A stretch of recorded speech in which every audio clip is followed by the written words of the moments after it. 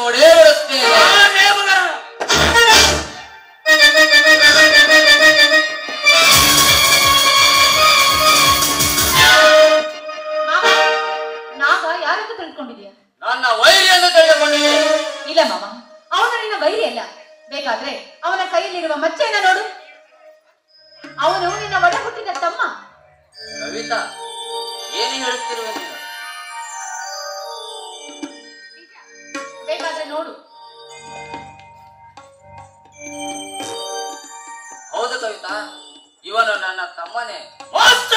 ನಿನ್ನಂತ ಹೇಳಿ ತಮ್ಮ ನಾನಲ್ಲ. ದುಷ್ಟರ ತಲೆ ಮೇಲೆ ಕಾಲಿರುವ ನಾನೆದೆ, ದುಷ್ಟರ ಕಾಲ ಕಡೆ ಬಿದ್ದಿರುವ ನೀನೆಲ್ಲೇ. ಈಗಲಾದ್ರೂ ನಿಜ ಸಂಗತಿ ಏನಂತ ನೀವತ್ತು ಬಾಯ್ ಬಿಟ್ಟು ಹೇಳಿ. ಹೌದು ನಾಗ, ಅರ್ಜುನ ನಿಮ್ಮ ಅಣ್ಣನಪ್ಪ. ಅಣ್ಣ, ಏನು ಹೇಳುತ್ತಿರುವೆ ನೀನು? ನಿಜ ಹೇಳುತ್ತಿದ್ದೇನಪ್ಪ. ಧರ್ಮಾಧಿಕಾರಿ ಧರ್ಮೇಂದ್ರ ಸಾಹುಕಾರರ ಮಕ್ಕಳು ನೀವು. ಧನರಾಜನ ತಂದೆ ಹಾಗೂ ನರೇಂದ್ರನ ತಂದೆ ಇಬ್ಬರು ಸೇರಿ ನಿಮ್ಮ ಹಾಗೂ ಕವಿತಾಳ ತಂದೆ ತಾಯಿಯನ್ನ ಕೊಂದು ಹಾಕಿದರು. ಪ್ರಾಣ ಉಳಿಸಿಕೊಳ್ಳಲು ಅರ್ಜುನ ಕವಿತಾಳನ್ನ ಕರೆದುಕೊಂಡು ಊರು ಬಿಟ್ಟು ಹೋದ್ನಪ್ಪ. ಹೌದು ನಾಗ, ಗಾಬರಿಯಲ್ಲಿ ನಿನ್ನನ್ನು ಬಿಟ್ಟು ಹೋಗಿಬಿಟ್ಟೆ. ನಮ್ಮಿಬ್ಬರ ಕೈಯಲ್ಲಿರುವ ನಾಗಾಸ್ತ್ರಕ್ಕೆ ಇಂದು ನಮ್ಮನ್ನು ಒಂದುಗೂಡಿಸಿತ್ತು. ನಾಗ, ನನ್ನ ಒಂದು ಸಾರಿ ಅಪ್ಪಿಕೊಳ್ಳ ಅಣ್ಣ. ನಾಗ, ಧರ್ಮಾಧಿಕಾರಿ ಪಟ್ಟದ ಜೊತೆಗೆ ನಿಮ್ಮ ಆಸ್ತಿಯನ್ನ ಮರಳಿ ನಿಮಗೆ ಕೊಡಿಸುತ್ತೇನೆಂದು ನಾನು ನಿಮ್ಮ ತಂದೆಗೆ ಮಾತು ಕೊಟ್ಟಿದ್ದೇನಪ್ಪ. ಆ ಕಾರಣಕ್ಕಾಗಿ ನನಗೆ ಎಷ್ಟೇ ಕಷ್ಟ ಬಂದರೂ ನಾನು ಸಹಿಸಿಕೊಂಡೆನಪ್ಪ, ಸಹಿಸಿಕೊಂಡೆ. ಧರ್ಮಣ್ಣ, ನೀವು ಮನುಷ್ಯರಲ್ಲ, ದೇವರು. ನನ್ನ ತಮ್ಮನನ್ನು ನಿನ್ನ ತಮ್ಮನಂತೆ ಸಾಕಿ ಬೆಳೆಸಿದೆ. ನಮ್ಮ ತಂದೆಯವರ ಮಾತು ನಡೆಸಿಕೊಳ್ಳಲು ನಿಮ್ಮ ಸಂಸಾರಕ್ಕೆ ಬೇಟಿಕೊಟ್ಟಿದೆ. ಅಂತ ದೊಡ್ಡ ಮಾತೆಕ್ಕಪ್ಪ. ನಮ್ಮ ಸಂಸಾರಕ್ಕೆ ಕೊಳ್ಳಿ ಇಟ್ಟು ಕಡತನ್ನ ನಾನು ಜೀವ ಸಹಿತ ಸುಟ್ಟು ಬಿಡುತ್ತಿದ್ದೆ.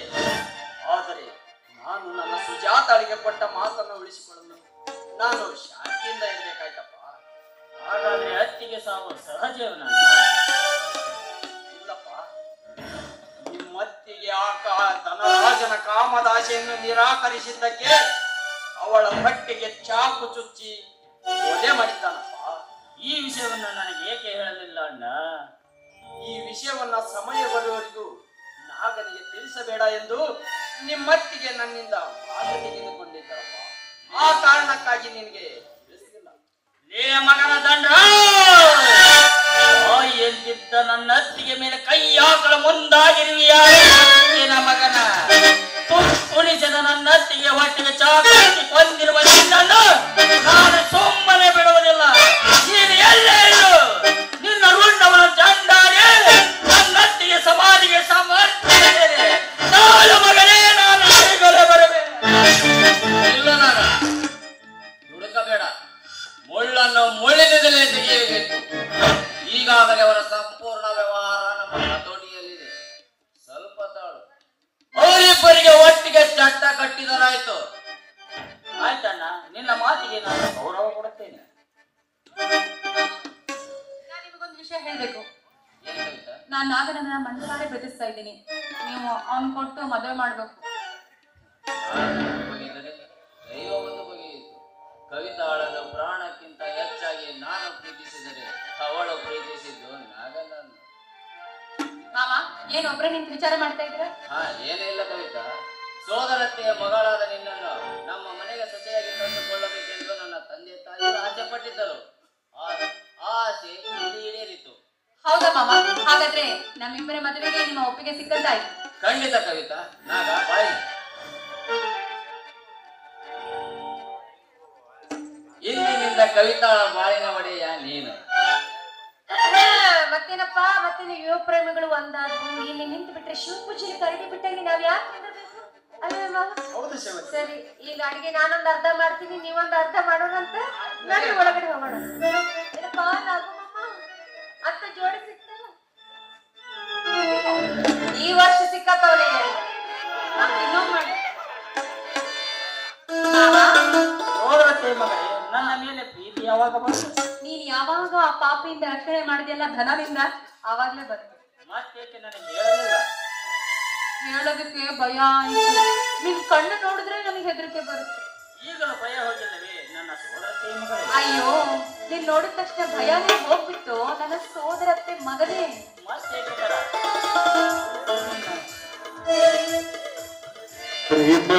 ಪ್ರೇಮವೇ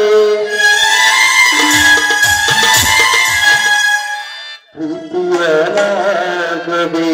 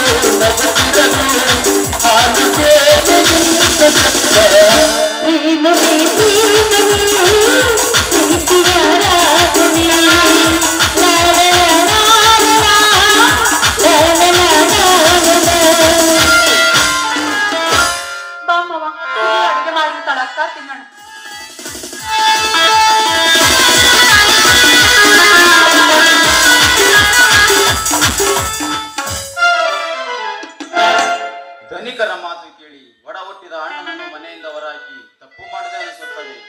ತಮ್ಮಂದಿರೆ ನನ್ನ ಆಸ್ತಿ ಎನ್ನುತ್ತಿದ್ದ ನಮ್ಮ ಅಣ್ಣ ನನ್ನ ಸಂಬಂಧವನ್ನೇ ಕಳೆದುಕೊಂಡು ದೂರ ಹೋದನೆಂದರೆ ಈ ಧರ್ಮಾಧಿಕಾರಿಯ ಪಟ್ಟದಲ್ಲಿ ಏನೋ ವಿಷಯ ಅಡಗಿದೆ.